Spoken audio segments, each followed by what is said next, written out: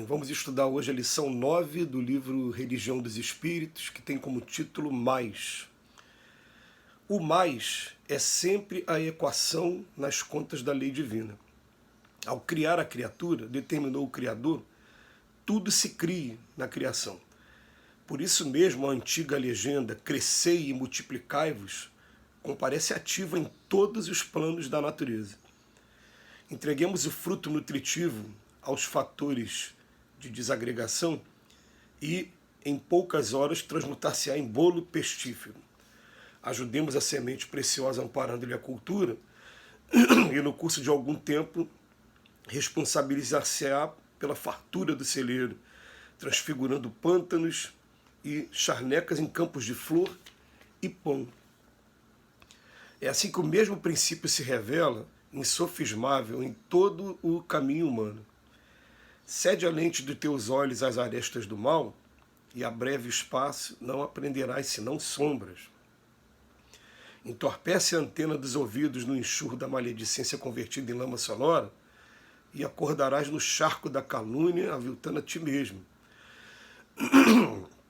Fase da língua instrumento de críticas incessantes, e acabarás guardando na boca uma placenta envenenada, servindo a parturição da crueldade e do crime. Conserva os braços na estufa da preguiça e terminarás a existência transpirando bolor e inutilidade. Entretanto, se te confias ao amor puro, buscando estender-lhe a claridade sublime, através do serviço aos outros, atrairás em teu próprio favor a influência benéfica de quantos te observam às horas, entre a simpatia e a cooperação, acrescentando-te possibilidades e forças para que transformes a vida num cântico de beleza a caminho da esfera superior. Do que escolhas a cada dia para sentir e pensar, encontrarás auxílio para falar e fazer. Assim, pois, vigia o coração e fiscaliza teus atos com a lâmpada viva da lição de Jesus, porque terás sempre mais do que faças, em colheita de treva ou luz, conforme a tua sementeira de mal ou bem. O Emmanuel, volta e meia, ele tem essa preocupação também, como ele já teve numa lição, em que ele dizia que um pouquinho de fermento leveda toda a massa. E ele chama a atenção para o seguinte, esse fermento que a gente está usando, ele é neutro. Eu posso utilizar tanto ele para o bem quanto para o mal. Mas, de acordo com a minha escolha, a coisa vai produzindo mais e mais e mais, conforme diz a lição aqui de hoje. E de maneira que num mundo como o nosso, convida a gente diariamente a que a gente faça uma meditação muito profunda de qual está sendo a repercussão das minhas atitudes, a repercussão das minhas palavras e também a repercussão dos meus pensamentos. Eu tenho meditado bastante nisso e é interessante que quando você começa a desenvolver uma disciplina com relação a isso, você consegue perceber claramente os momentos em que esse fermento está fazendo diferença. Por exemplo, se antes de dormir eu me permitir assistir um filme que tenha conteúdo de violência, ou assistir, às vezes, essas questões aí de documentários de guerra que estão acontecendo hoje na Ucrânia, Rússia, ou lá no Hamas contra Israel, eu acabo levando para o meu sono, para a tranquilidade do meu sono, essas informações e elas me trazem perturbação. Então a gente tem que estar o tempo todo preocupado em com o que a gente vai deixar vir para cá, para dentro da nossa mente, vir para cá, para dentro do nosso coração, no momento em que a gente vai dormir.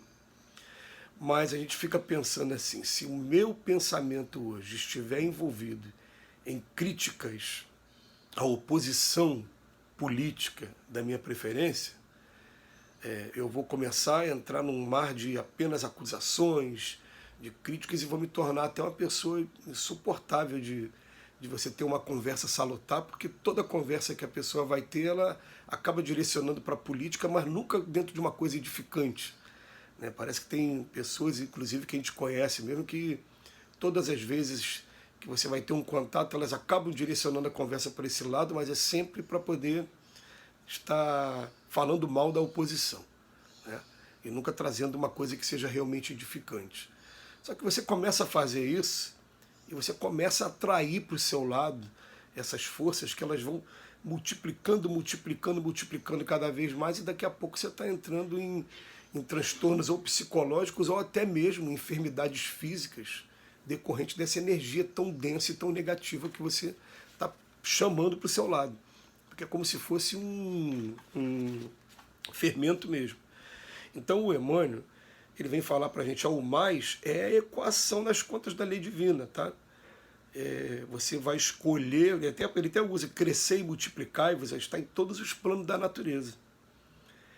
E ele coloca tanto para um lado como para o outro, mas chama atenção principalmente do lado negativo, para que a gente tome muito cuidado. Porque assim, eu estou naquele fruto, dando fruto nutritivo, que é para tudo que é desagregação, para tudo que vai separar, para tudo que vai destruir. Em poucas horas eu vou ter um bolo que é pestífero aqui. Ó. É até interessante ele usar a palavra bolo, né? Que eu estou falando de fermento, fazendo alusão a uma outra lição dele. Ó. O bolo que você está produzindo ali não vai prestar. Vai ser um bolo que vai fazer muito mal às pessoas. Pestífero por quê? Porque está contaminando as pessoas que estão convivendo com a gente. E depois ele fala, não, olha só, se você ajudar a semente preciosa, amparando-lhe a cultura, olha como é que é diferente. Aí daqui a pouco você vai ver a fartura do celeiro, e o celeiro ele transforma pântanos, charnecas em campos de flor e de pão. Aí vem o Emmanuel com a sua poesia de sempre, né, para poder criar a tela mental. Quando fala isso, a gente imagina logo que ele vem logo na minha cabeça o pântano, vem logo na minha cabeça as flores nascendo no meio do pântano. Mas ele vem chamar a atenção, principalmente, que a gente tem que ter muito grande, porque bate a nossa porta com muita facilidade, porque a característica do mundo que a gente vive é que o mal ainda sobressai sobre o bem, ainda chama mais atenção do que o bem. Então é mais fácil esse tipo de informação chegar para a gente do que uma boa informação chegar. Tudo bem. Então ele coloca aqui, se você entorpecer a antena do ouvido só com maledicência, você vai acordar no charco da calúnia e aquilo vai trazer problema para você mesmo. Depois, tá, eu estou usando o ouvido, agora a língua. Comecei a usar a língua só para críticas incessantes. Eu vou começar a guardar na boca uma placenta envenenada, né, que vai estar trazendo a crueldade do crime. E depois do ouvido, depois da língua, agora ele fala dos braços. Agora, se eu começo a colocar os braços na estufa da preguiça, o que acontece? Eu estou entrando na inutilidade. Agora, se confiar no amor puro, buscando estender-lhe a claridade, o que vai acontecer? Essa influência benéfica vai observar as nossas horas, entre simpatia, ele chama a atenção. Gente, isso hoje, cientificamente, está sendo muito estudado e comprovado, e é muito bom quando a gente começa a fazer laboratório com a gente mesmo. Se eu ligar a minha antena para as coisas ruins, as coisas ruins vão chegar, e quanto mais eu deixar essa antena ligada, elas vão chegar mais e mais, daqui a pouco trazendo uma montanha que, para se desfazer, precisa de terapia, precisa de tratamentos mais enérgicos. Então, enquanto tem tempo, enquanto a gente não se deixou mergulhar totalmente nessa energia negativa, a gente vai contrabalançando e procurando o tempo todo buscar essa energia positiva também. E, é claro, né, eu falo que por mim, né, do autoconhecimento me fez isso. Eu não estou acostumado com essa energia toda positiva o tempo todo.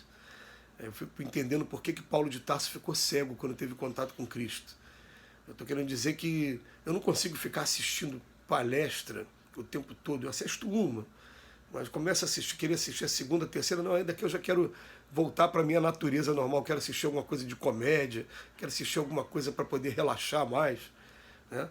Tudo bem, mas mesmo sabendo que eu tenho dificuldade com o lado divino ainda, é forte demais para cegar a gente, você se deixar levar pelo lado negativo é você ficar preso nas amarras do mundo inferior, e é você jogar oportunidades muito boas fora, porque a gente tem que aproveitar enquanto a gente está encarnado. Se faz esse estrago enquanto a gente está encarnado, imagina quando a gente estiver desencarnado. Fica a mensagem do Emmanuel, que Jesus nos abençoe hoje e sempre.